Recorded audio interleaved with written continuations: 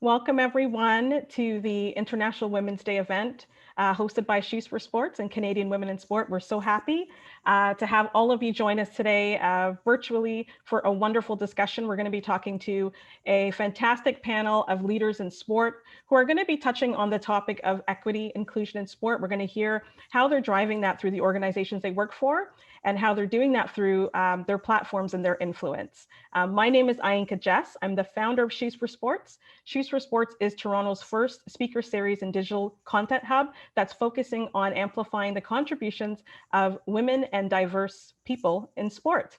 So thanks again for joining us. If you want to know a little bit more about She's4Sports, check us out at she's4sports.com. I'm going to flip it back to my colleague Greer from Canadian Women in Sport, and she has a little bit more information for you, and then you'll have an introduction from Alison, who's the CEO of Canadian Women in Sport. Thank you, Ayanka. My name is Greer and I'm the Marketing and Communications Coordinator for Canadian Women in Sport. Also very excited to welcome everybody here today.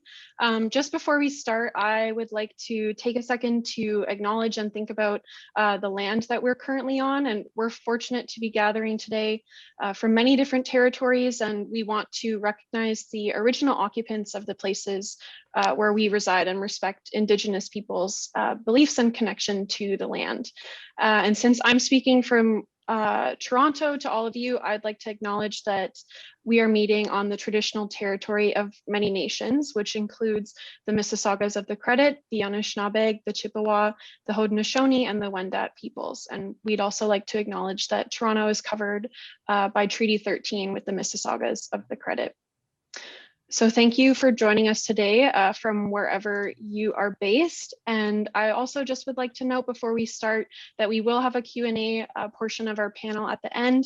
And if you have any questions for any of our panelists, feel free to use the Q&A function, which you should see at the bottom of the screen, and I'll be able to see those questions and kind of feed them back to our panel. So if you do have questions at any time, feel free to enter them in there and we will come back to those at the end.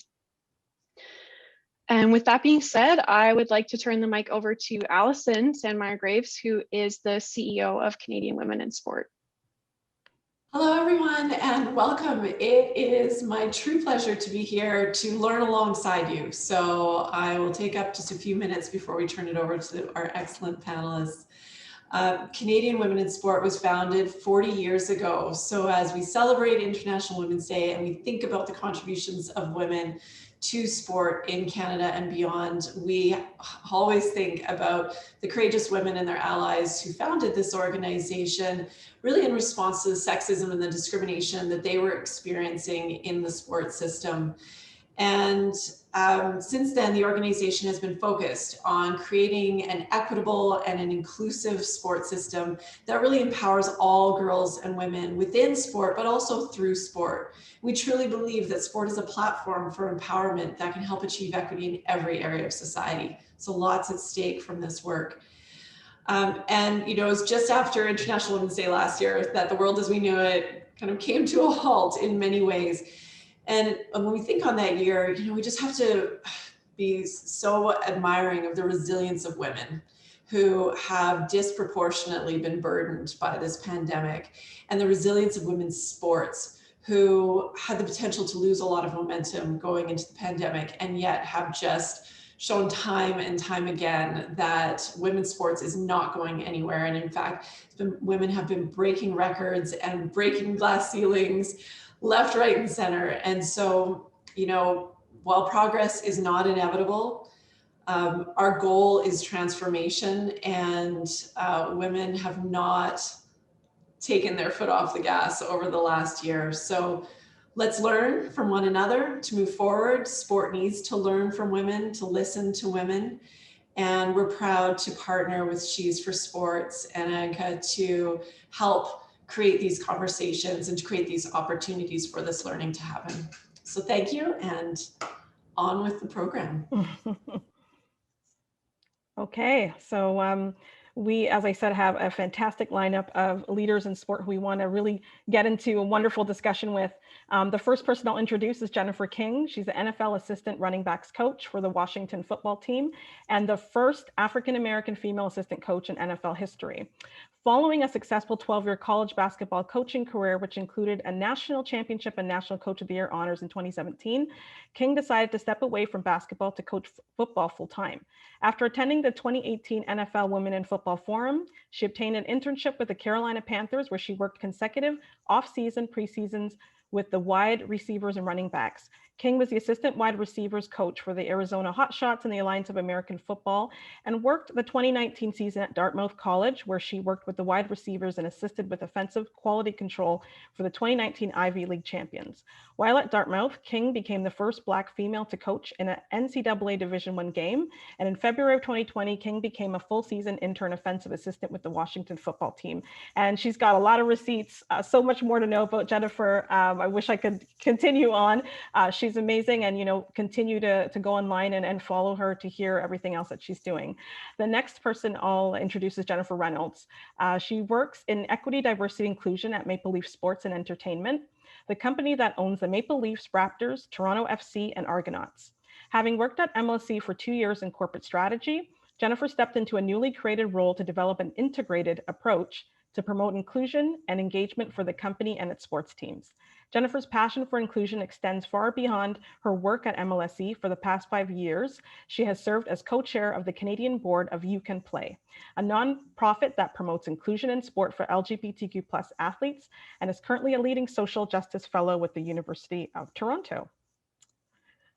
Next we have is Jocelyne Larocque. She's a 2-time Olympic medalist and professional ice hockey player.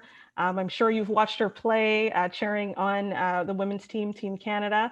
She's also a 2018 Clarkson Cup champion, Manitoba Indigenous Female Athlete of the Decade, TSN Hockey's all-time Women's Team Canada, and a 28 Tom Longboat Award winner. Welcome, Jocelyne. And Fitriya Mohamed. She's the founder and executive director of Muslim Summer Women's Basketball League. Fitriya Mohamed is currently a graduate student, basketball player, and activist for Muslim women in sports. She grew up playing sports, basketball, badminton, soccer, and ultimate frisbee from the age of 10, which began in her elementary physical education class. From there, she never stopped and pursued those sports outside of her school teams. And these sports were basketball and soccer. In her graduating year of high school, she was awarded Female Athlete of the Year, the first Muslim woman to win it for her high school. She's the founder and executive director of Muslim Women's Summer Basketball League. It's a Toronto-based nonprofit basketball league dedicated to creating inclusive space, mentorship, and fostering sisterhood through basketball. She's also doing her master's at Brock University with research focusing on hijab-wearing Muslim female athletes, where she also did her undergraduate degree in sport management. Lastly, she's also a basketball ambassador for Hijabi Ballers. Welcome, Fitriya. So, one thing I notice about all of you is you all are firsts in your career. Jennifer, I'll start with you. Can you talk a little bit about what it was like for you to be the first African-American woman to coach in football? Professional football. Yeah. It was a very special moment, when I got my promotion, to make it official, to be the first. I think my main goal is to make sure that I do a great job, so there's a pipeline of qualified women behind me. I think the magnitude of my hire was something that I didn't anticipate, just because I was so engulfed in my work and making sure that I was qualified and able to do my position at a high level. So it's important, obviously, to kind of break that glass ceiling. But man, I'm working hard, and hopefully there'll be a lot to come behind me. And Jennifer Reynolds, you told me that you got into this new role that didn't exist before. Can you talk a little bit about, your experience kind of breaking new ground in equity, diversity, and inclusion with MLSE? Yeah, so our equity, diversity, and inclusion department is new. We just started in the fall, and it was the result of having some difficult conversations with our employees, with our community partners, and realizing the responsibility that we have as an organization to lead inclusively, both internally and externally. And we knew that we needed to bring in the right people and resources to make that a priority. And that was only going to be done by setting up its own department. So not inclusion within HR, which is a common misconception, but having an inclusion department on its own. So we're one of few teams that have its own inclusion department, but we're lucky to be able to work with the NBA and the NHL leagues with their inclusion groups as well, and really help to change the broader sport landscape there. And Fitriya, when I spoke to you, you noted to me growing up, you didn't see any women athletes that looked like you on TV, and you wanted to create this space for Muslim girls to play basketball and feel welcomed. Can you talk about kind of being the first in that space and sort of what that journey has been like for you so far? Yeah, absolutely. Thank you for the question. So first of all, I want to give a shout out to Hijabi Ballers for the work that they're doing, and also Bilkis Abdul Qadir and Shireen Ahmed were, the individuals that started conversation about Muslim women in sport. I feel like it wasn't, a sport organization didn't recognize that we were missing from, the sport world. So the fact that they started up this conversation, I feel like watching them, even, although they weren't in my sport, watching them do the work that they're doing has kind of inspired me to start up the Muslim Women's Summer Basketball League for, Muslim women in Toronto, because growing up, that's what I wanted for myself, but I couldn't find it. Even basketball leagues, summer basketball was just growing in Toronto at that time, and looking for a women's league alone was hard because I had to travel like further, from my location where I reside. So yeah, I feel like in terms of starting up, I wouldn't say I'm the start, because the conversation has already begun, but I'm just glad that I'm focusing on the basketball aspect as being the first, just creating that space for Muslim women so they could also pursue basketball in a way, just encourage them to take part in it, because I feel like it did so much for me. So yeah. And Jocelyne, I'll get you to weigh in on this as well. You were the first Indigenous athlete to participate in the women's ice hockey tournament at the Winter Olympics. Can you share with us, what you shared with me? You told me, it's nice to be sort of seen as the first and sort of spoken about as the first, but you said it was also a bit sad that, it's taken all that time for, us to see an Indigenous woman playing ice hockey at that level. Yeah, definitely. I mean, when I found out, I actually didn't know. And I instantly was like a bit disappointed and just sad because, women's hockey is relatively new in the Olympics. The first showing was the '98 Olympics, but that's still been, 4 or 5 Olympics with no Indigenous women's hockey players to participate. So I feel proud that I was the first, but 4 years later, my actually defense partner, Bridget Laquette, she was the First Nations player to participate. So I feel like we're getting the ball rolling, and I know that I'll be, the first of many. When we look at last year, obviously challenges with the pandemic, and then we had another pandemic, which was social injustice. We saw women really taking a leadership approach to address some of the challenges with anti-Black racism, address some issues when it comes to social injustice for BIPOC communities. But how do we make sure when it comes to the sport landscape, we don't just sit there as a moment or a hashtag, but we can continue this on to the years to come, to a movement? Jennifer King, I'll get you to respond to that. Yeah, I think it's so important to continue the momentum that we've gained now, I think, in the world of athletics. And obviously, I'm here in the United States, and it was really big to see professional athletes using their platforms to get their voice out and be heard, essentially. And I think it's kind of out of the bag now. I think these guys and these women are doing such a great job that it's not something that's just going to go away. And I think that's so important for them to continue using this momentum to keep the ball rolling. And we've already seen some changes because of their voice and the things that they've done. And, you speak of women, and the charge here was led by the WNBA. They did such a great job using their platform, and then the NBA followed, and then the NFL as well, and other sports. So, hats off to those ladies for really taking a stand and getting their voice heard. And they've done a lot of great things for the community in general, but just to give athletes in general a platform. I think they did a great job to get the ball rolling. Fitriya, do you want to comment on that as well too, in terms of, community and organizations, like not forgetting about girls and women, after, specifically BIPOC girls and women, after, sometimes these hashtags die down or momentum of these issues die down in society, with society, in terms of, the things we see in the news and the things that we understand that are happening in society. Sometimes things are trending, and then after that, there's no support for those issues after the fact. Yeah, absolutely. I don't have a lot to say because I feel like we're still in the hashtag moment, or still in the conversation aspect, because, I feel like after a year, we could kind of reflect and say, hey, where are these organizations that kind of said we'll do something for, the individuals or the marginalized groups that are missing from the sport world. So I feel like we're still in the bubble, but at the moment, it is a matter of, acting on the action that they said they would actually do something about it. So I'm looking forward to seeing, what happens in a year or even after the pandemic, because right now we're just running workshops, but when it comes to action, like how our organization actually supporting in terms of financial burden, because I feel like with, the backup community, some of the struggles that we go through is having access to sport because of financial burden, right? So what's the action that's happening? So I'm excited to see what happens, but yeah, I don't have much to say at the moment, to be honest. No, that was exactly what we wanted to hear from you, that, there is still a lot of work to be done. And I think a lot of organizations are kind of hearing the accountability from sports fans. We've done the talking, we've seen the things on the news, but what are we all going to do about it?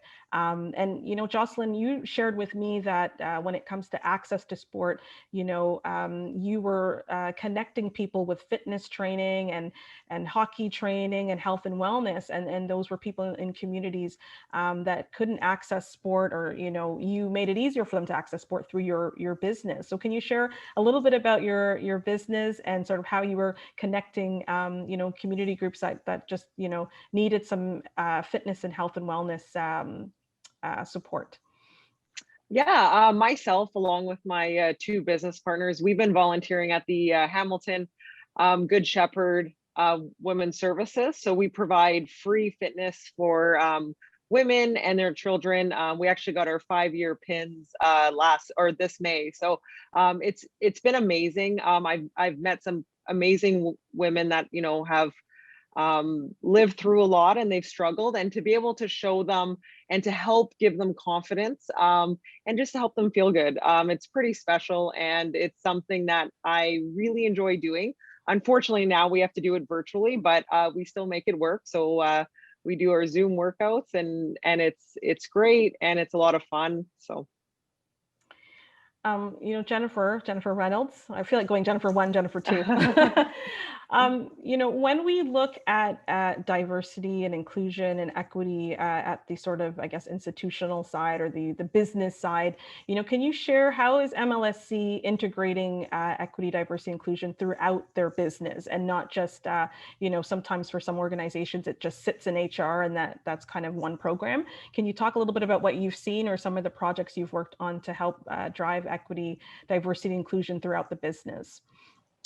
Yeah, so we view our department, and just for context, a department now of 4 people, and we hope to continue to grow that. But our department as a center of expertise. So we want to be involved in all business decisions and have inclusion be a constant thread throughout all of that. So being brought in on all strategic projects to provide that lens into how do we make this more inclusive? How do we think about who's not at the table, whose voices need to be heard? So when we explain what our department does, we often draw a Venn diagram of 6 parts that not only incorporates our employees, but our teams, our leagues, our community partners, our suppliers, the people who we're giving money to. So we want to make sure that we're partnering with diverse suppliers as well throughout our community to make sure that they uphold the same standards of inclusion that we do. So we recognize the power that we have as an organization with our teams and the brand power there, and making sure that across the organization, we are reflective of our broader diverse community. And we're so fortunate to be in Toronto and have such a wonderful fan base of diverse individuals. So making sure that all of those folks feel included when they are able to get back into our arenas, hopefully sometime soon, but just making sure that we're doing all that we can to set that gold standard for making sports more inclusive. And Jennifer King, can you share your experience of what it's been like working with the Washington NFL team? I know you were sharing with me that it's an inclusive environment and that, players, athletes, staff can kind of have their voices heard and talk about certain issues that might be uncomfortable to talk about. But it sounds like from what you were sharing with me, there's been a space provided for, staff and athletes to discuss issues like social injustice and equity. Yeah, we had several opportunities, in a town hall fashion to be able to speak, and it was made clear that it was an open space to be comfortable to say whatever you felt was on your heart to say. And I think also, in our individual room that I work in, the running back room, we give our guys on Fridays, we call it Free Space Friday. It's an opportunity to kind of get everything's in their mind or in their hearts that they want to get out or to talk about or to discuss. We give them that opportunity to do so. And I think it's so important to, keep your mentals in check. And it's hard to do that sometimes in the corporate work environment, but I think we do as much as we can to do that. And I think our guys and our whole organization has done a really good job to be able to do that. And if we look at the landscape now, a lot of businesses shut down. Sport, obviously, we've seen has suffered with, certain operations closing down, resources being stopped that were being transferred to maybe community programs. Where are the opportunities now in sport to advance equity for women and girls? Right now, as we're still in a pandemic mode, even though we are seeing some positivity with vaccination programs rolling out, but with what we're seeing now and where we are trying to come out to the other side, where do you think the opportunities are right now to support women and girls? And I'll ask Jocelyne that question. For myself, virtually, that's something that, I've tried to take advantage of, whether that's I coach stick handling virtually. I've spoken to kids virtually. So it's something that I think I'll also continue once COVID is over, because it's a great way to be able to reach so many people from all over the world, really. So that's definitely something. Right now with hockey, through the Professional Women's Hockey Players Association, we're working really hard to start a viable, sustainable professional league for women. And it has been challenging throughout COVID, but fortunately enough, we've played a few games in the US, and then it's just something that, we're 200 players strong, and we're just, we're looking at the WNBA and other women professional leagues and getting an inspiration from them, and just working really hard so that, young girls can see it and dream it. So it has been challenging, but we have still been able to continue the momentum, which is great. And Fitriya, where do you see some opportunities, whether it's the sport industry, government, other companies kind of putting their heads together or putting some funding in place? Like where do you think, right now in the climate that we're in, what can we do to advance equity for women and girls in sport? Yeah, I would say, I feel like we shouldn't be treated any differently. If you're putting in place an event for boys or women, boys or male, like you should be putting it in place for girls or women as well, because yes, the numbers will be low, but that just shows how much investment you're willing to put into women's sport or girls sport, So it's a step-by-step thing. If one girl is there and she had a great time, she's more than willing to invite her friends to come and take part in the sport, and then that's how the participation and more girls will actually take part in. But if you're not happy with the numbers at the beginning and then you just cancel that sport, you're just missing that community out, So that's just as simple as I could say it. Like invest it in the same way you would invest it in male and boys sport. Jennifer King, would you like to add to that? Yeah, I know, for football, there's been a big push to get girls involved in football, flag football, and I was able to partner, with Nike with their Nike 11 campaign, which essentially, Nike is providing funding to states to help provide opportunities for girls to start playing flag football at a young age. So it's really cool. They have camps and various things to get girls started, because in some states, in Florida and possibly Texas, they play flag football as a varsity sport in high school. So the goal is to be able to do that in many states. And I think it's a step forward for a company like Nike to donate so much money. There's millions of dollars that they're donating to get this initiative started. So I'm excited to be a part of it at the ground level to help get more girls involved in football. That sounds like an exciting program. And Jennifer Reynolds? Yeah, I think this we've viewed the past year as an opportunity to reset. With MLSE and MLSE Launchpad, which is our physical facility in Regent Park, Toronto, where we usually have in-person programming for marginalized youth. We've had to pivot to doing that in a virtual space, but we acknowledge that many of those youth don't have access to a laptop for this after school programming. And if they do, they might share it with their siblings.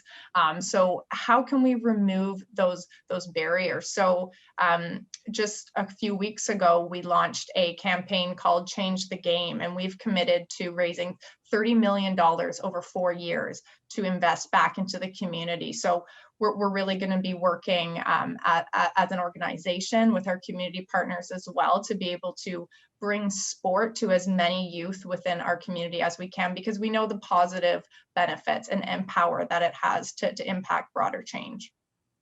You touched on a very important point about removing barriers.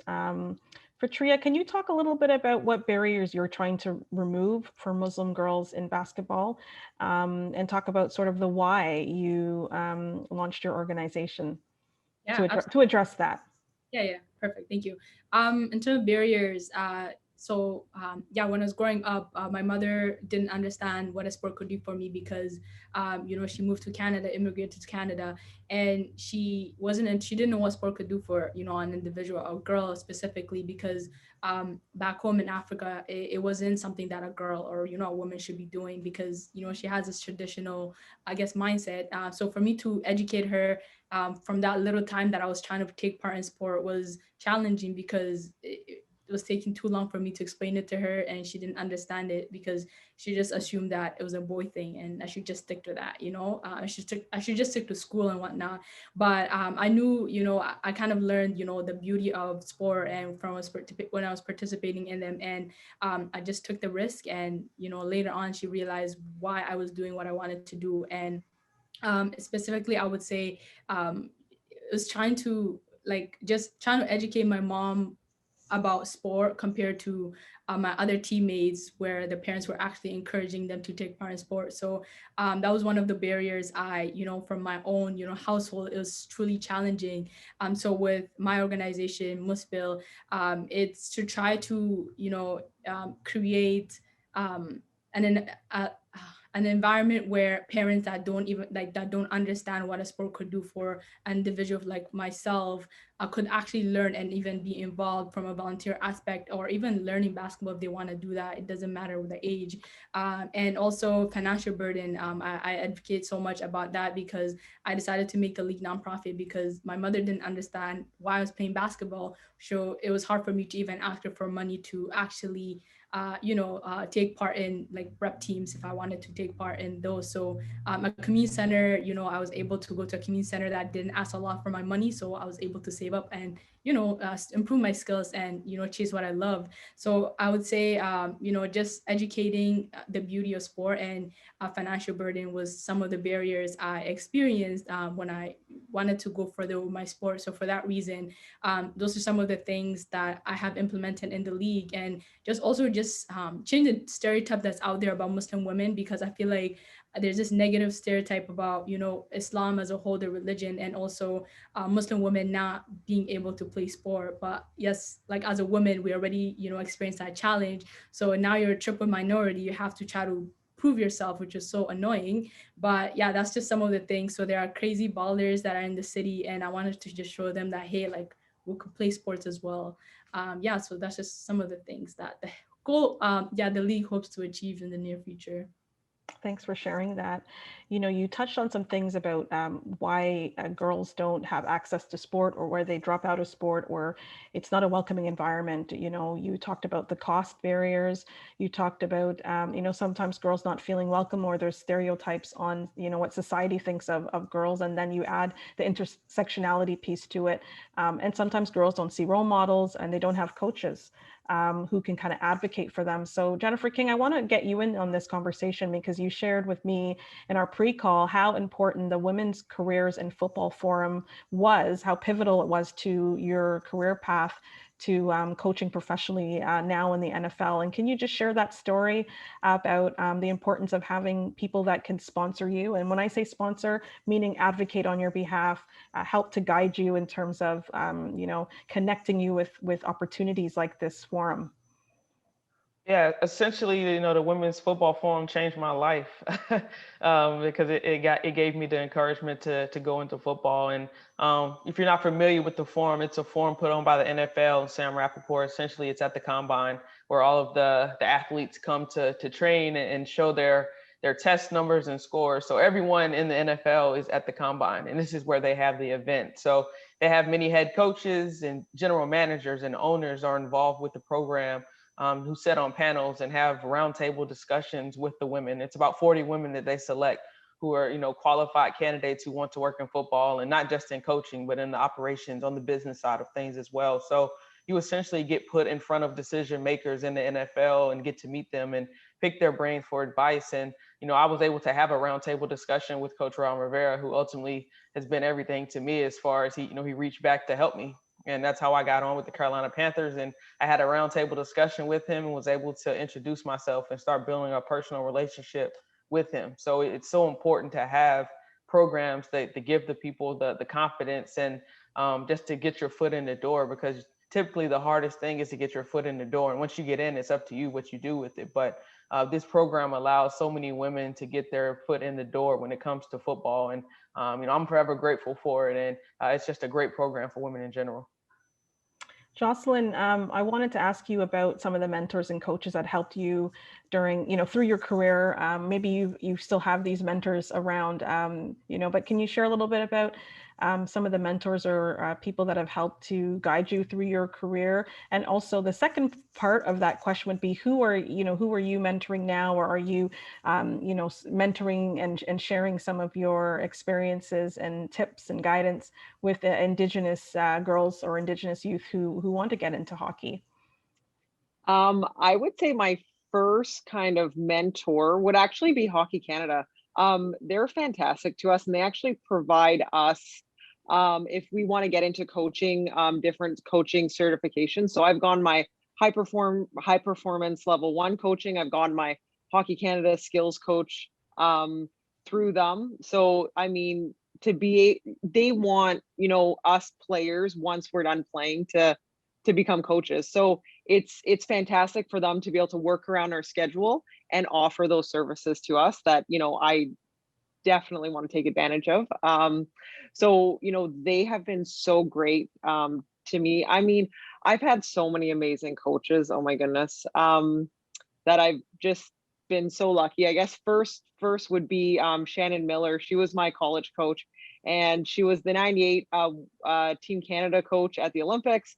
And then she coached at Duluth for many years. So she was my first woman coach that I've had throughout hockey. So that was pretty special. And I mean, being, you know, 18, 19, and that's the first time I was coached by a girl, which I know now is changing, which is great. But she was such a role model, and she really showed me, you know, what it takes, what I needed to do differently. And she definitely guided my career. So I was very fortunate to have her. And I also had Carolyn Willette as an assistant coach, but also as a teammate on Team Canada. So that was pretty special too, to have that, you know, player coach relationship. And she's somebody that I've always looked up to as a player and a person. So she's done so much for the sport. She currently coaches in Quebec at the college level, and she's even coached me at Team Canada. So she's been doing so much for women's hockey. So she's somebody that I definitely look up to, and I'm very proud to know her, and she's definitely changed my life. People that I'm affected. I mean, I've been involved with Classroom Champions, and that's a program where, you know, we mentor kids in their classes. So that's one way where, you know, I get to use, you know, my experiences and what I've learned through sport and throughout my life to, you know, help guide really just kids to pursue their dreams, and you know, whether that's hockey or not, just to find their passions, and to work hard and to dream big. And yeah, so. And Jennifer Reynolds, can you talk a little bit about, you know, working with You Can Play, the nonprofit that promotes inclusion in sport for LGBTQ plus athletes, and sort of, you know, how is that organization, you know, providing mentoring support to LGBTQ plus athletes? Yeah, so we're a nonprofit that's based in both Canada and the US, and we've been around for about 9 years now, founded in hockey and have strong ties to most professional leagues across North America. So quite fortunate there. And for us, it's partially for representation of LGBTQ athletes, helping them, you know, through any like coming out processes, especially at the professional level, and acknowledging those barriers, both coming out in terms of gender identity and sexual orientation, and then working at the grassroots level as well. How do we make all levels of sport more inclusive? Sport is inherently very focused on the gender binary. We have the men's team and the women's team. And sometimes, you know, for folks that don't necessarily identify within that gender binary, the way that sport is set up is been a very large barrier. So we are fortunate to be able to provide inclusion trainings to many grassroots and community organizations, and overall just work on the representation of LGBTQ athletes and help them be set up for success. And oh, sorry, I wasn't sure if somebody else wanted to chime in on that. I was going to say, Fitriya, can you talk a little bit about your mentors and maybe, you know, people that have come along the way to help you, you know, build your organization now? Yeah, absolutely. I always give a shout out to my high school coach, because he kind of encouraged me to try out for all sports that he coached, and later on I discovered that, you know, I actually love playing sports. I wasn't just, you know, playing it for, you know, for fun. And then yeah, so I always give him a shout out. And also Amrit Kadwa, I have a lot of mentors. They've guided me to get to where I am today. I advocate for any young person to, you know, get a mentor, because I feel like you save time from a few failures along the way.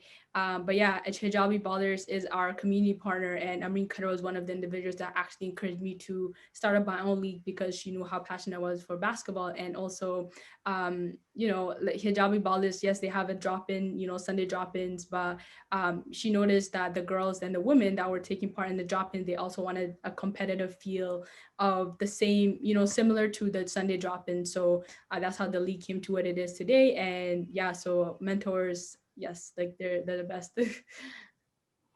I'm going to talk a little bit about identity and belonging. You know, how do you bring your full self to the spaces that you participate in, whether they're through, you know, working in sport or your personal life?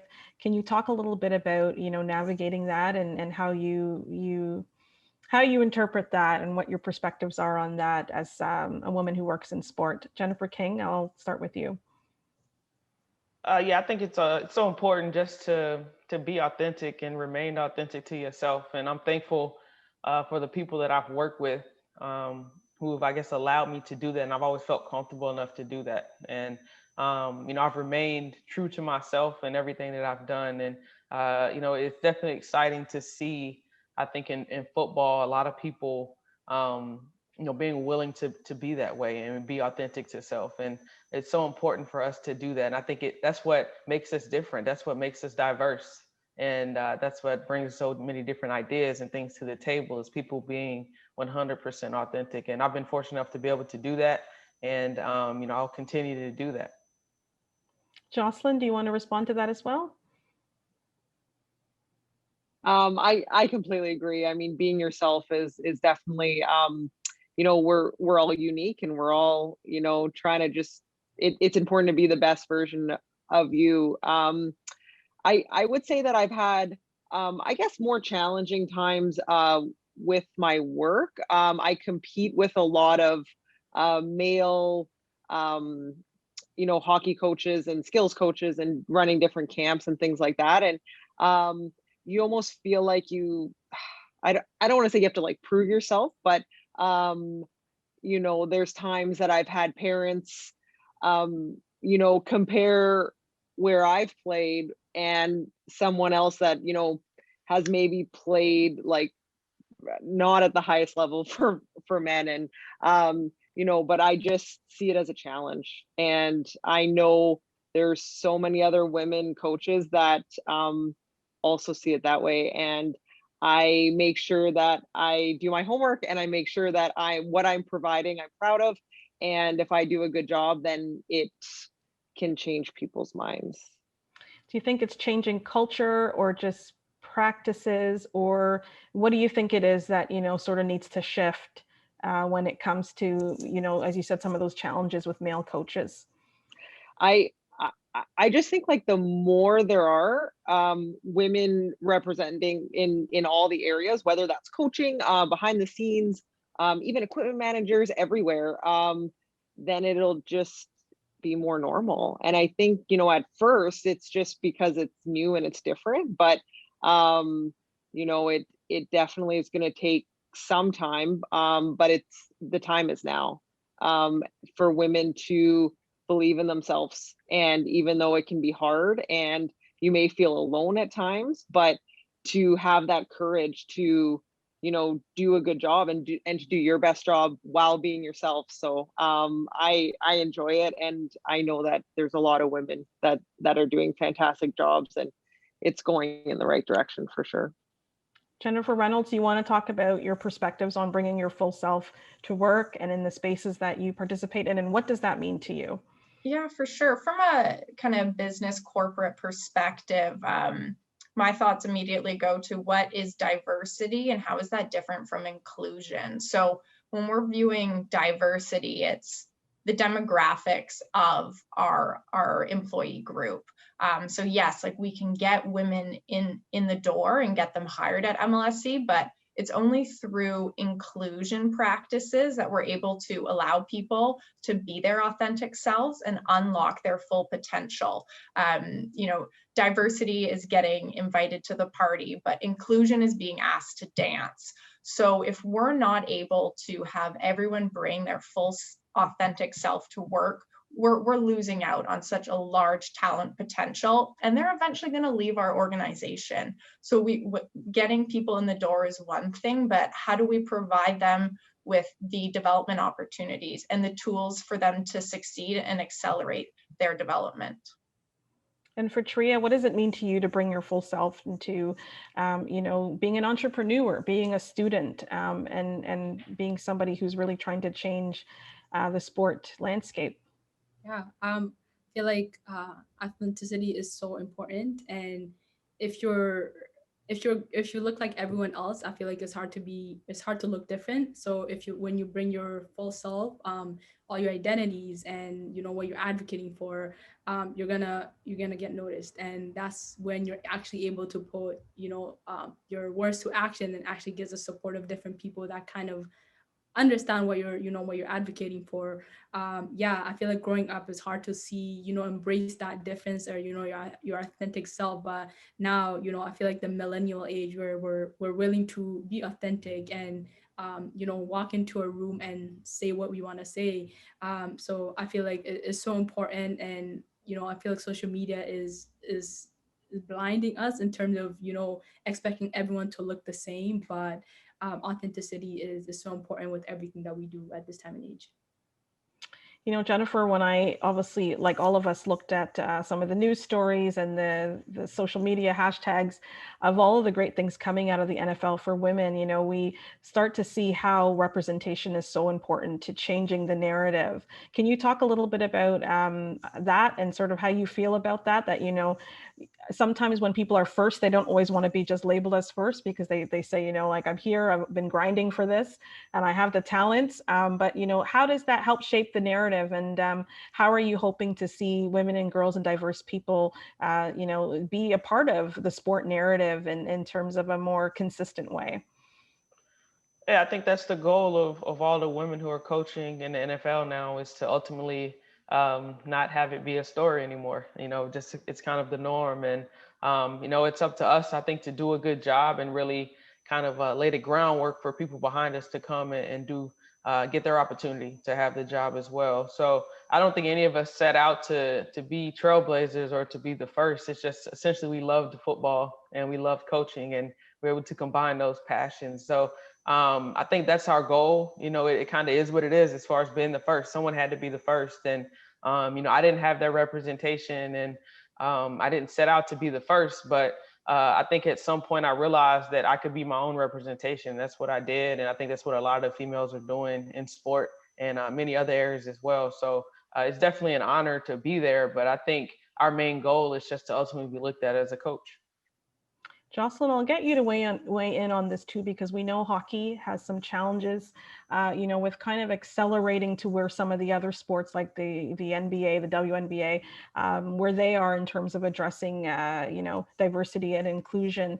How important is it for us to see women like yourself, you know, women that have different perspectives and different experiences in sport, intersectionality in hockey, be featured on, you know, our primetime sports stations, you know, be featured in big billboard ads? You know, how important is it that we actually have little girls and little boys seeing this as Jennifer King said, as a normal thing? It's huge, because what's so great about women's hockey is that it's grown so much at the grassroots level. Like, I know growing up, I didn't play women or girls hockey until I was 14, because I didn't even know that it existed. Where now all over Canada, everyone knows that there's girls hockey. There's girls hockey from age 4 all the way up, AA, AAA. Like, there's so many girls that are playing, which is great. But one thing that hasn't changed is that there's no professional league. And I have so many friends that have quit hockey after college when they're 20, 21. And it's wild. Like, unless you make Team Canada or Team USA or whatever country that you're representing, for the most part, you're playing beer league hockey. So first, it's starting a real professional league. And there has been leagues in the past that I've participated in that, you know, were called professional, but unfortunately weren't. So that's why myself and 200 of the top players have, you know, stood united to work hard, and you know, and we're paired with a lot of amazing people, a lot of organizations that are working towards starting and building this sustainable league. And then, you know, on top of that, it also needs to be broadcasted properly. And that also means, you know, highlights every day. And it's not this one-off game here and there. And that's been tough for all women's sports, is that, you know, the hype when the Summer Olympics come or the Winter Olympics or their major event. But, you know, we need to be seeing those highlights. Like, I want to see WNBA highlights every day. I want to see women on those highlights every day instead of just men. So it's something that needs to change. And I really hope that it starts to. You know, somebody want to jump in on that? Sure, yeah, if I may, as a sports fan, to normalize men watching women's sports.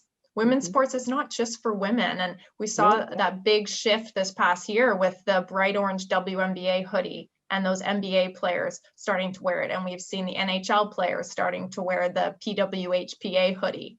So really hoping that we can see a shift that women's sports is for everyone and it's not the lesser of the two, right? Mm-hmm. Definitely. I'm glad you mentioned that, because I'm trying to remember a stat that I saw, and I hope I'm quoting it right. That was over 60% of people watch at least one women's sport. And there's, you know, research going on that you can pull up online, and different companies doing this research to look at fan engagement, to look at, you know, what sport people are actually tuning into. We know soccer, or if you live in Europe, football is huge for both, you know, men and women. Lots of people watch tennis, men and women. So you're right. I think, you know, we do have to normalize that narrative that men, everybody, different people watch women's sport, and there's definitely viability in women's sport, and people should be tuning in. Another shift that we saw change last year was more women investing in sports properties, so ownership. You know, do you want to touch on a little bit about how can ownership lead to a more equitable landscape for women's sport? I know Natalie Portman and a few other actors invested into the National Women's Sport League. Renee Montgomery was the first retired player to become both an owner and a WNBA executive for the WNBA Atlanta Dream Team. So what are your thoughts, Jennifer King, on ownership and women getting into that space? You know, how can women being in those leadership executive positions sort of shift the landscape to drive it to be more equitable for women and girls?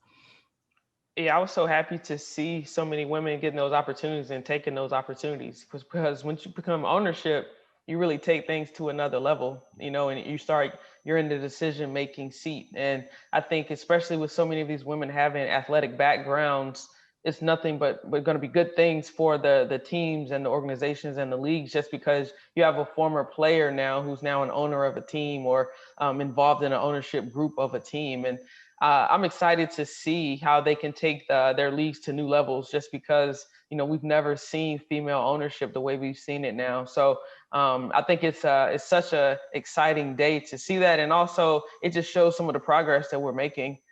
Typically all professional sports have been owned by men. So to see women now getting into ownership, and there are a few female owners in the NFL now as well. So I think it's kind of reaching a new level of women in sports to see this now.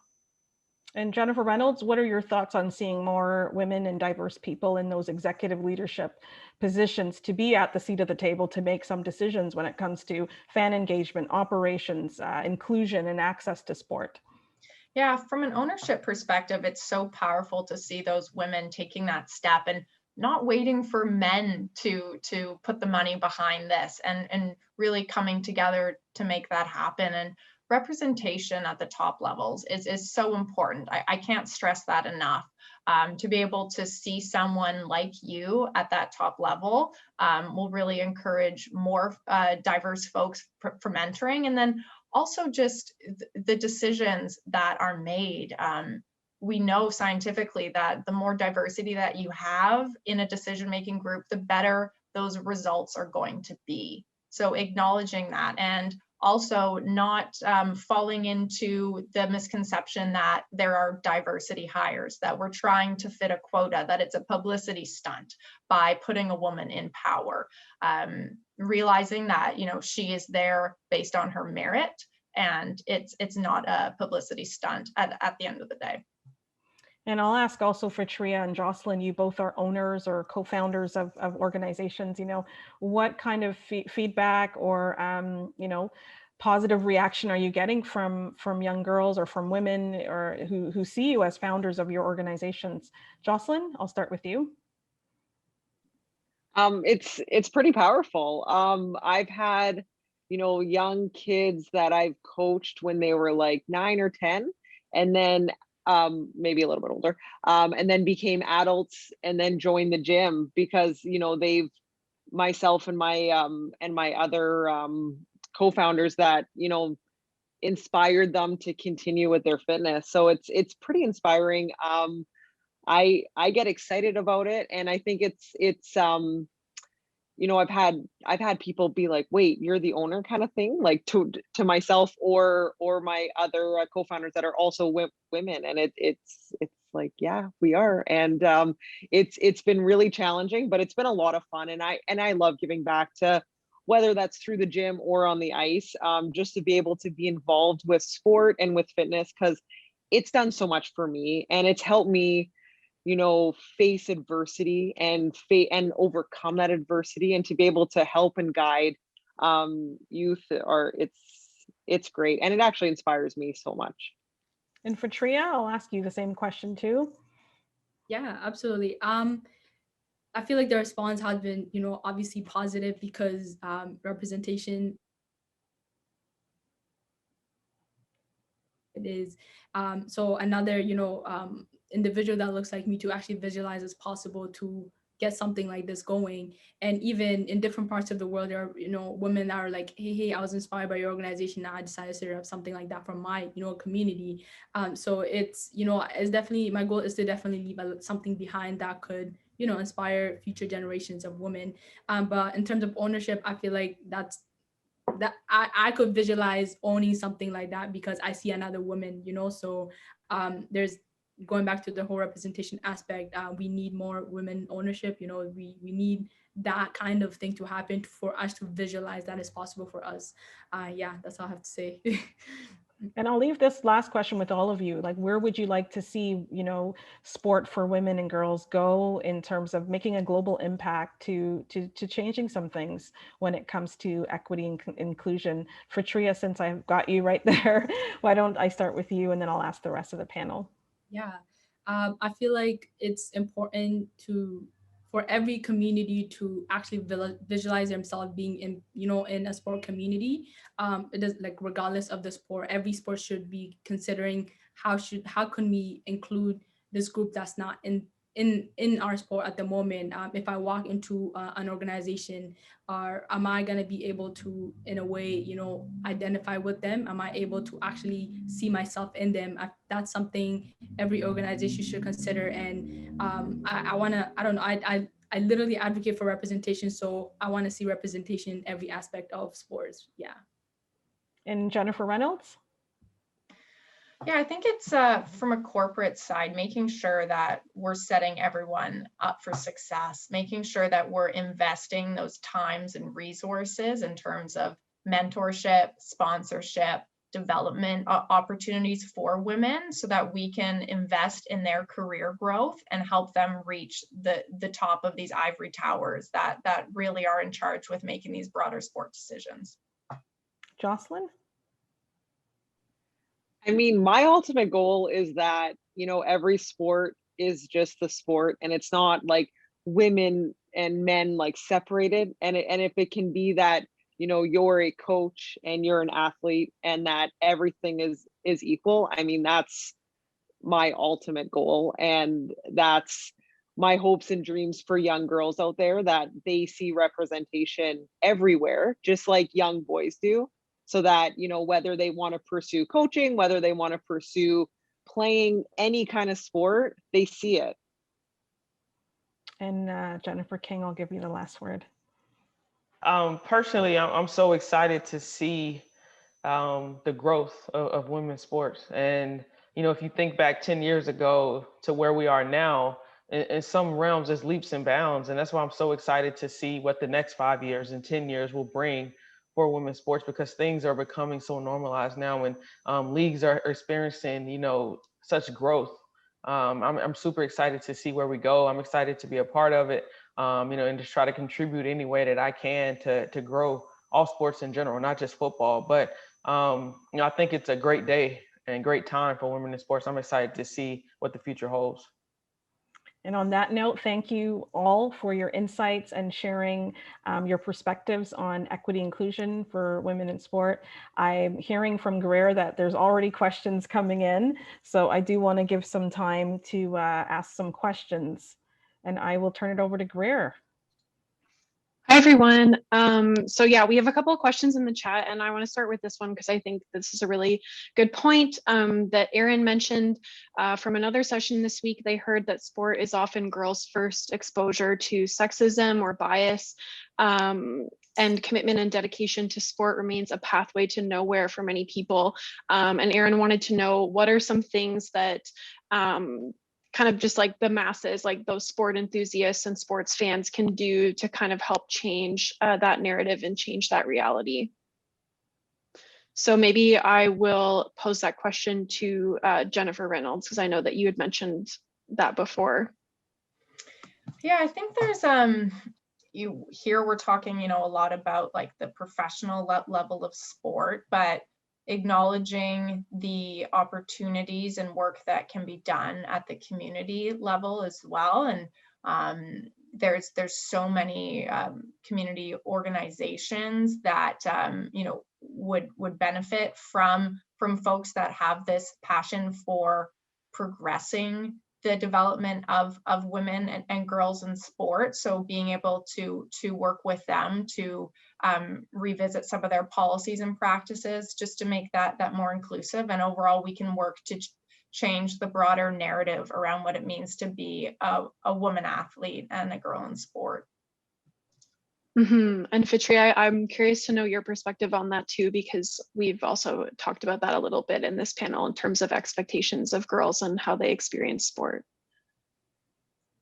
So just to repeat the question, how can the general public combat that kind of gender bias that exists in sport?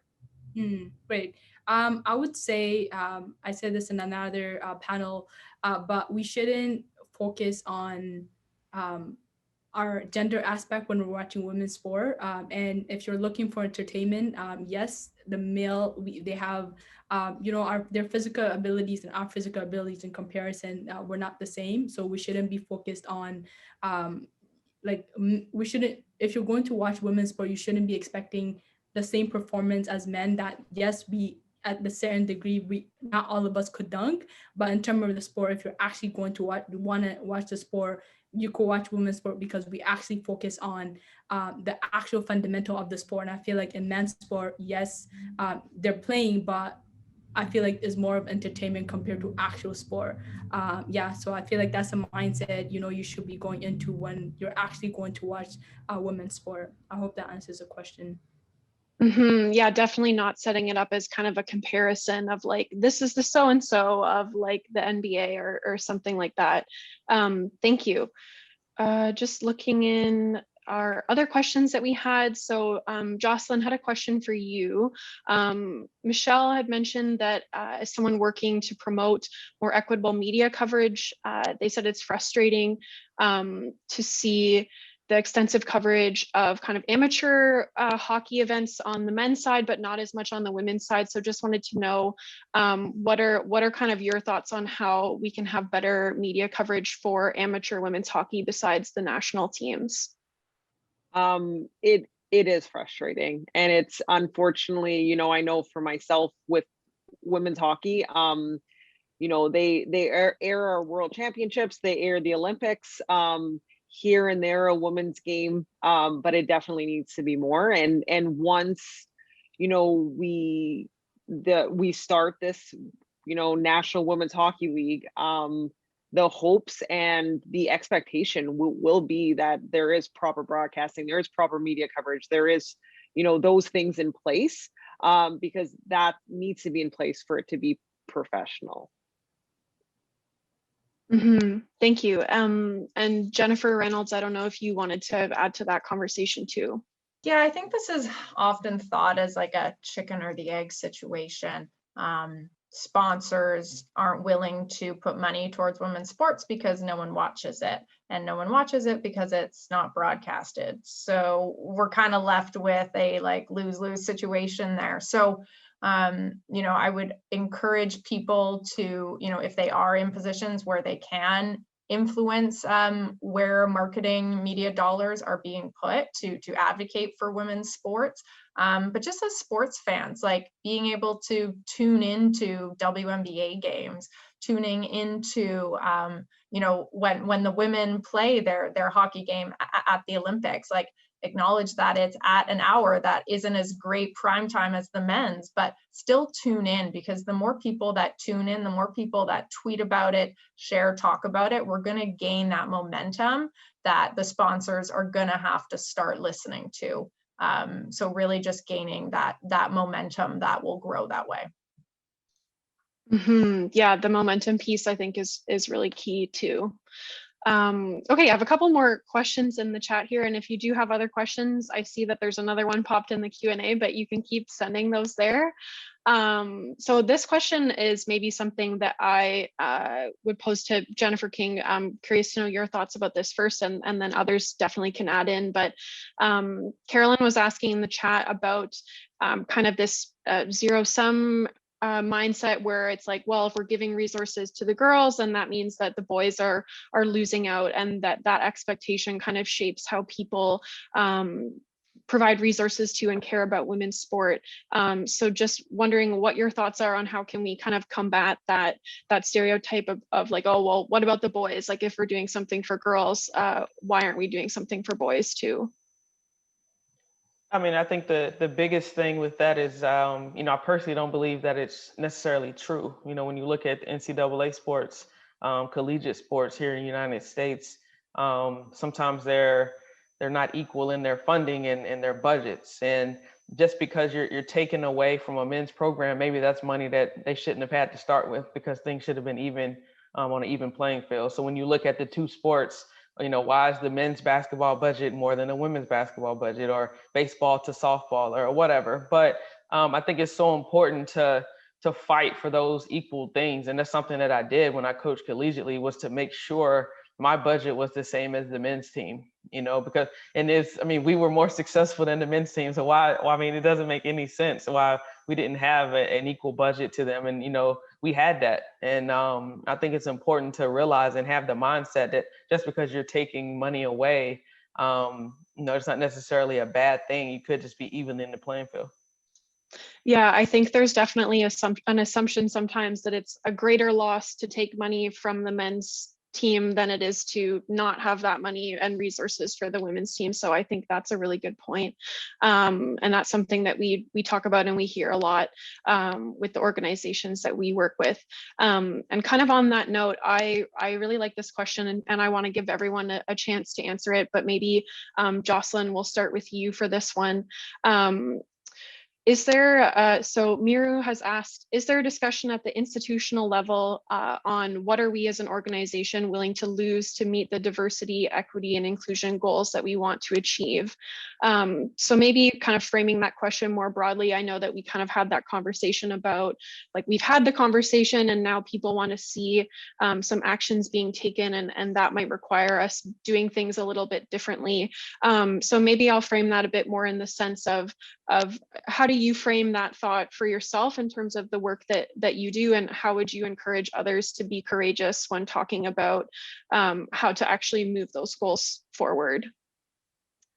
And I'm pretty sure Jennifer was talking about it, but is tuning in and being involved how you can. And obviously throughout COVID, it's a lot harder because there aren't you know, as many events and as many games. But you know, I hear so many people being like, man, there should be a women's hockey professional league, but then they didn't know about our previous leagues at all. And they have, you know, they have young girls that are in hockey, and I even helped coach different youth girls hockey, boys hockey, and like none of them knew about what, you know, games that were happening and things like that. So I think just trying to be as involved as possible definitely helps.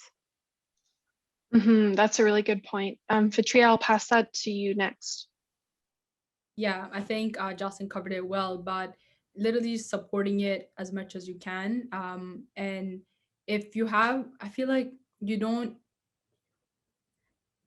a conversation that happens. Yes, we know it exists, but yes, sadly, you have to do more research to actually try to find where these games are being streamed, because, you know, it's not broadcasted or whatnot. So try. Yeah, in short, I feel like I'm just rambling, but just try to support as much as you can by using the resources that you have. Jen Reynolds, did you want to add anything to that? Yeah, I'll just loop back to the original question that I heard that you said was, what are we willing to lose? And we've seen with our sports brands, with our teams, with Black History Month, with Pride Month, when we change our Facebook photos, for example, for the Leafs, and we do a Leafs rainbow flag, a Leafs black flag for Black History Month. You go into those comments on Facebook and Instagram, and you see those fans that say that stick to sports, stops, stay out of politics. As an organization, we are more than willing to lose those fans because we know that there are way more fans that we are able to gain from doing the right thing. So it's an investment that we're making, not only from a dollar figure, but just it is the right thing to do. And we've been very fortunate to be based in Toronto, where we have such a accepting community on a broader space that we are absolutely more than willing to stick our necks out, lose some of those fans, but we know that we are going to gain so much more down the road. Yeah, that's a really great point too. And Jennifer King, I'll pass it to you for the last comment on that one. So question, just what are we willing to lose to make strides on the equity part of our work?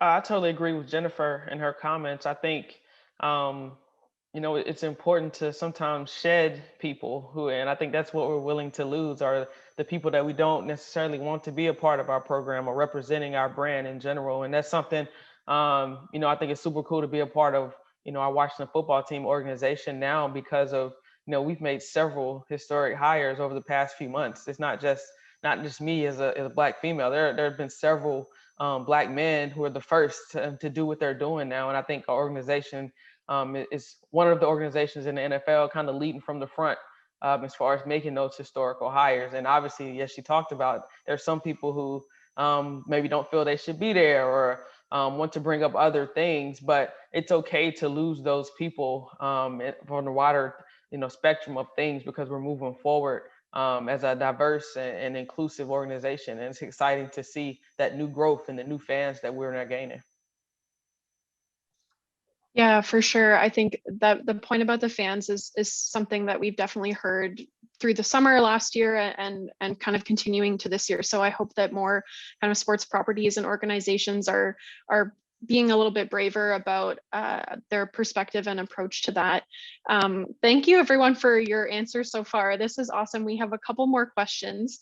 One of which tends to be Canadian women in sport, something that we talk about a lot, but it's often the less fun side of things. But given that all of you are kind of decision makers and at that table, I'm curious to know what you all think about this too. Erin was asking, do you know of any examples or ideas for policy changes that communities can advocate for? So for example, policies requiring sports clubs to provide equal access to programs, prime time facilities, things like that. So from more of that like policy and programming perspective, what are some things that you've either seen that have made a really key difference or that you would like to see in the areas that you're working in? Which I know is a big question. I'm sure there's lots we could say, but Fitriya, maybe I'll pass it to you first to talk a bit about the policy piece. Yeah, so for me, for my organization, inclusivity plays a big role.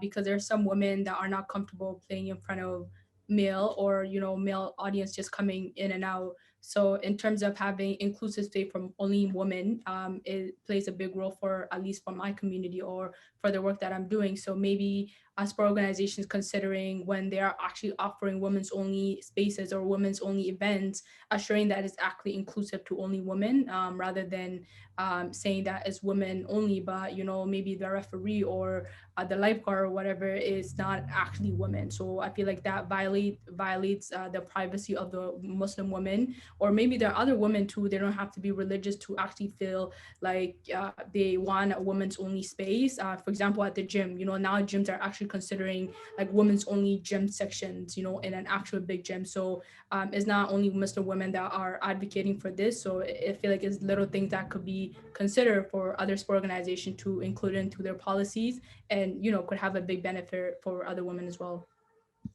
Thank you. Jennifer King, I'll ask you that question next.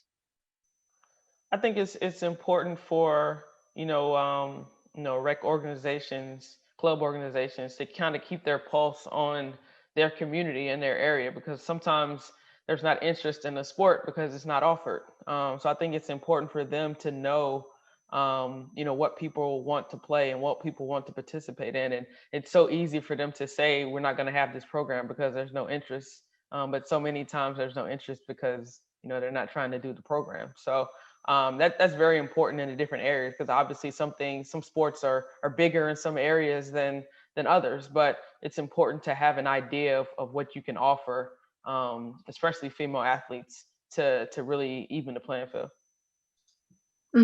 I think that's a really important point. And through some research that we've been doing with the research partner lately, that's something that she brought up too, is that, the girls, just because they're teenagers, doesn't mean they're unaware. Like, they can see that the priority isn't there and that the programming isn't there, and they want to show up to something that's working for them. So that's a really great point about making sure that we're aware of what they need. And Jocelyne, I'll ask you the same question about the policy piece.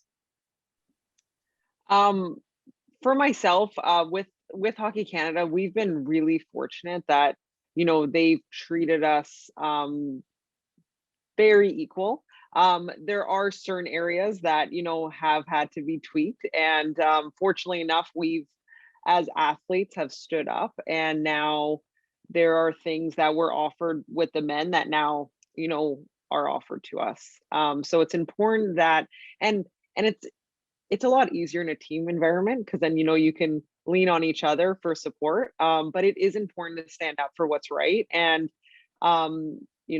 we're both representing Canada, so it's important that we're treated the same way. And Hockey Canada has taken great leaps and bounds to be more equal and inclusive. And I'm really proud to be a part of it. Thank you for sharing that. And Jen Reynolds, I'll go to you last on that question.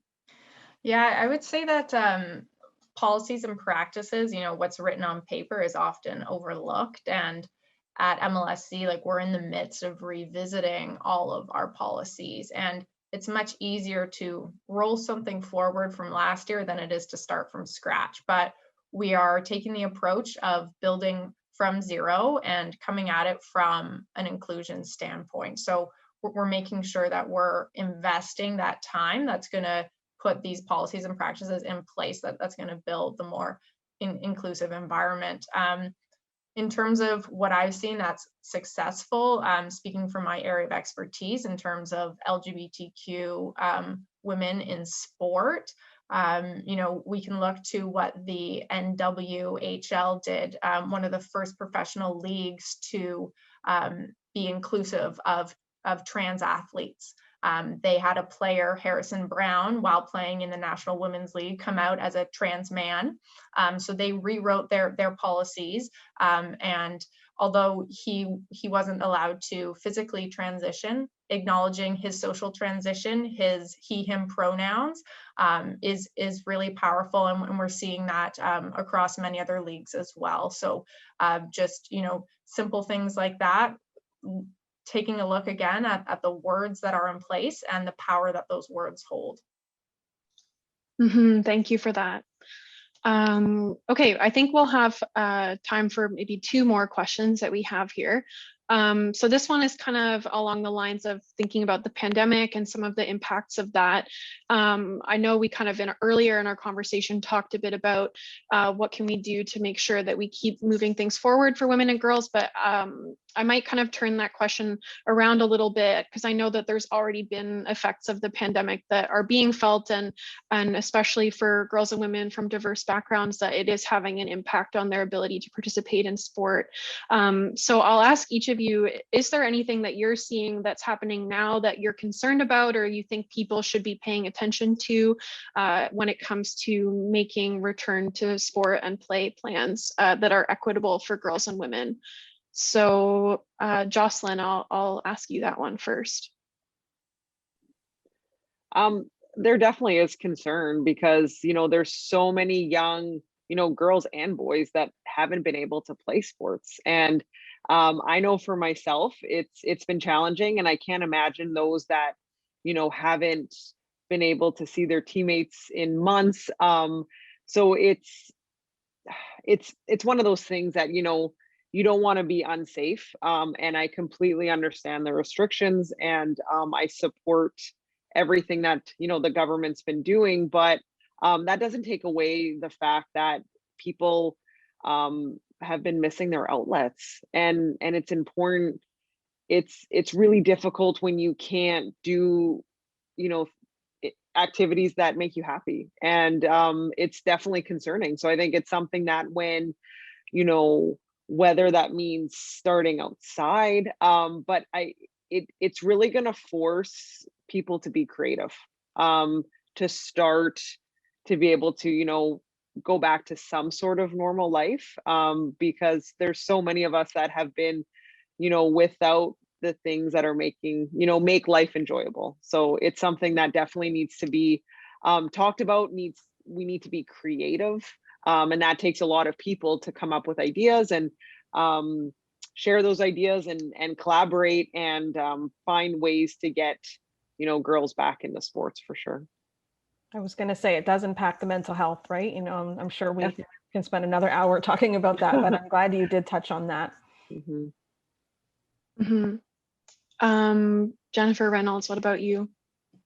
Yeah, I would just echo Jocelyne's comments. We need to meet people where they're at, acknowledging the tremendous financial burden on people with the impacts of COVID-19, and acknowledging the additional barrier that girls face, you know, to get back into sport, the gender stereotype that they're up against, whether that be having to take on additional responsibilities, you know, with chores around the house, babysitting the younger siblings, and for women in sport to get back in, for working moms that have to, you know, choose between going back to, you know, intramural sports league or having to take on those childcare and house care duties as well. So being able to, again, be creative with our solutions, we're really going to have to put our heads together to make sure that we are meeting people where they're at and giving them the access to sport that they so desperately need. Mm-hmm. Thank you. Jennifer King, from your perspective, what's something that people should be paying attention to as we come back from the pandemic?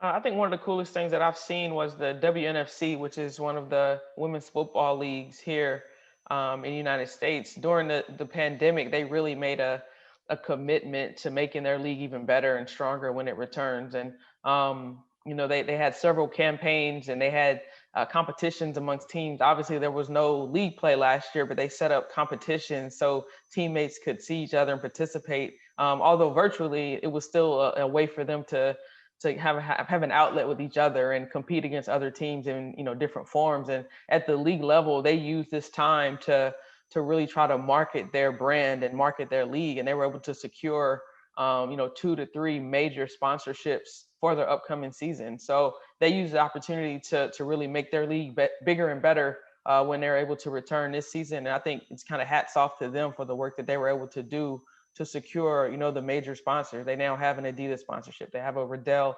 sponsorship who makes equipment. Bose headphones has come on board. So they've done a lot of really good things to help their league and their brand. That's awesome. Fitriya, what about you? Yeah, I feel like at the local level, we weren't able to do as much. Yes, we were virtual, but I feel like not everyone actually got the access to train virtually because space wasn't, you know, if they're living in an apartment, they're not able to dribble the ball. And so when we actually get back to, you know, hopefully our real world, something to consider is not everyone's going to be in the shape, you know. I feel like this is obvious that we're not going to be in the shape that we went into the pandemic. So it's a matter of, you know, stepping back down and seeing how can we actually redevelop the skills and get them back to, you know, our normal or at the previous stage that they were at. So yeah, it's a matter, we have to take a step back down and then bring our, you know, our athletes back to the top. Yeah, I feel like in terms of creativity, they said it like the panel like covered it well. We had to adapt to, you know, a different way to still engage with our community, our sport community.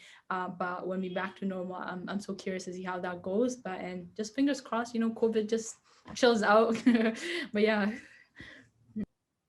Yeah, for sure.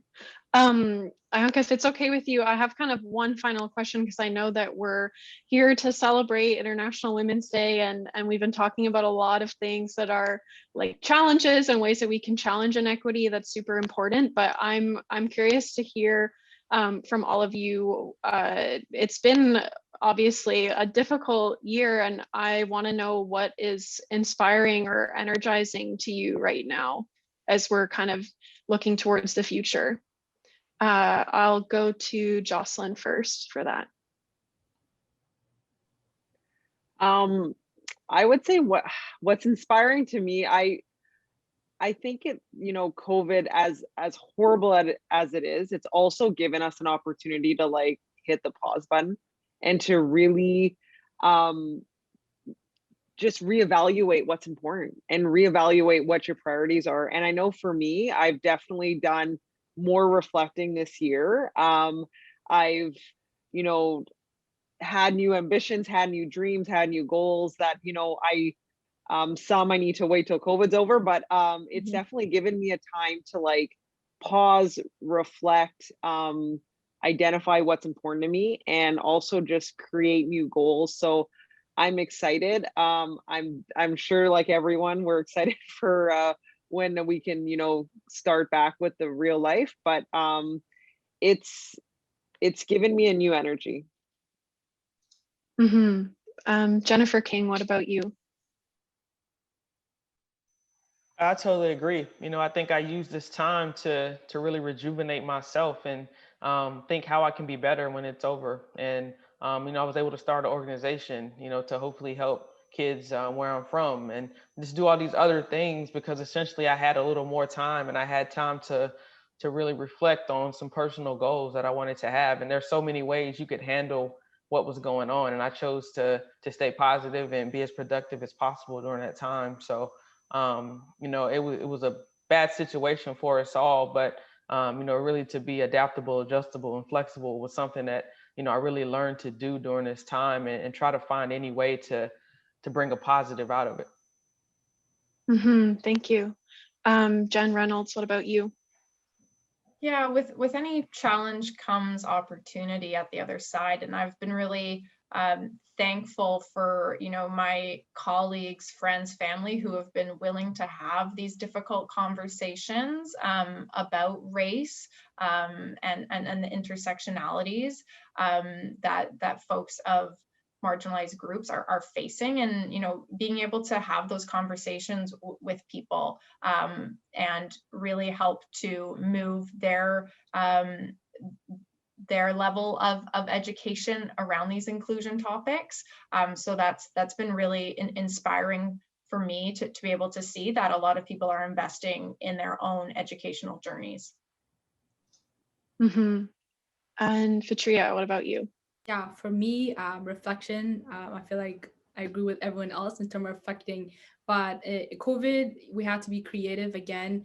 I was able to collaborate and connect with people in different parts of the world because of COVID, because we're stuck at home and, people are reaching out.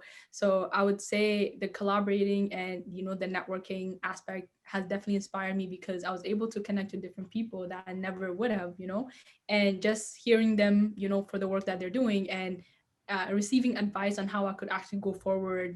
Yes, you're stuck in the pandemic, but how can you still, lead this organization in a way that could still benefit the group that you're trying to, advocate for? So yeah, I would say, yes, it's sad that we had to, be in lockdown, but that I would say that's the positive aspect for me, connecting with different people on the same mission as myself. I think that's been a really big part of the last couple of months for a lot of us, and I'm so glad to hear that all of you are feeling positive about things, and that's my wish for all of you and everyone tuning in is some really deep rest and also some new dreams. Jocelyne, I really liked how you put that. So yeah, just before I pass it back to Ianka to wrap up, I just want to thank all of you from Canadian Women in Sport, and I also want to thank Sport Canada who helped fund us to put this event together today. And I'll put a couple of links in the chat for anyone who's interested in kind of engaging with us or with She's4Sports further, as well as a link to an evaluation survey for the event today. So thank you all, and thank you, Ianka. I'll pass it back to you to sign off.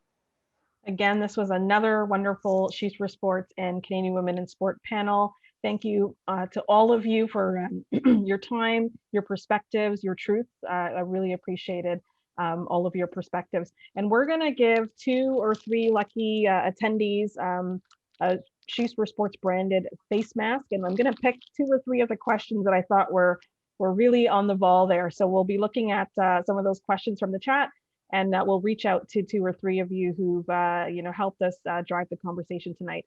Stay tuned for more content and more events from She's for Sports. We're at she's4sports.com. And as Greer said, stay positive and have a good night. Thanks, everybody. Bye. Bye-bye.